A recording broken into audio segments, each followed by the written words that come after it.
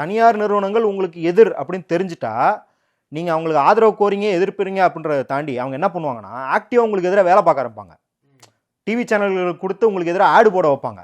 இந்த மாதிரியான வேலைகளில் இறங்குவாங்க. அப்படின்னு தனியார் நிறுவனங்களையும் நாங்கள் பகைச்சிக்க மாட்டோம், ஆதிக்க சாதியினரை பகைச்சிக்க மாட்டோம். அப்போ கம்ஃபர்டபுளாக அரசியல் பண்ணுறதா இது பிரச்சனை வழியா இவங்களுக்கு தெரியல, இவங்களுக்கு அரசியல் புரியலை, இல்லை என்ன பிரச்சனை மக்கள் இருக்குன்னு அவர்கிட்ட கொண்டு போய் சேர்த்தலை அப்படிங்கிறதுலாம் பிரச்சனை கிடையாது. இன்ஃபேக்ட் அவர்கிட்ட கொண்டு போய் சேர்த்தலை அப்படின்னாலும் அதற்கும் பொறுப்படுத்திக்க வேண்டிய நபர் அவர் தான். கட்சியே ஆக்சசபிளாக வச்சுருந்தா இன்றைக்கி நான் திருப்பி திருமாவளவன் அவர்கள் சொல்கிறது என்ன அப்படின்னா, இன்றைக்கும் நீங்கள் அசோக் நகர் ஆஃபீஸில் போனீங்கன்னா அவர் நைட் 1 மணி கூட சந்திக்கலாம். அவர்கிட்ட ஒரு பிரச்சனையை சொல்லலாம். அவர்கிட்ட பிரச்சனை பக்கத்துலேயே கேமரா இருக்கும். அவர் வந்து கேமரா ஆஃப் பண்ணுங்க பண்ணலாம் சொல்ல மாட்டார், வீடியோ எடுப்பாங்க. அங்கேயே அந்த வாங்கி சொல்லுவார், சரி அடுத்த வாரம் முதல்வரை பார்க்க போகிறேன், அதை பற்றி பேசுகிறேன் அப்படின்னுவார். அதை பற்றி ஒரு மேடையில் பேசுவார். ஸோ அவ்வளோ ஆக்சசபிளாக நீங்கள் வச்சுட்டிங்கன்னா நீங்கள் அந்தளவு வச்சுக்க தேவையில்லப்பா. ஏன்னா அவர் இயக்கத்துலேருந்து வராரு, தலித் பந்தர்லேருந்து வராரு. நீங்கள் ஒரு நடிகராக இருக்கனால பெரிய கூட்டம் செய்கிறோம், அதெல்லாம் ஓகே. ஆனால் அட்லீஸ்ட் உங்கள் கட்சியிலேருந்து வருபவர்களுக்கு ஆக்சசபிளாக வச்சுருந்தா இந்த விஷயம் போய் சேர்ந்துருக்கும்.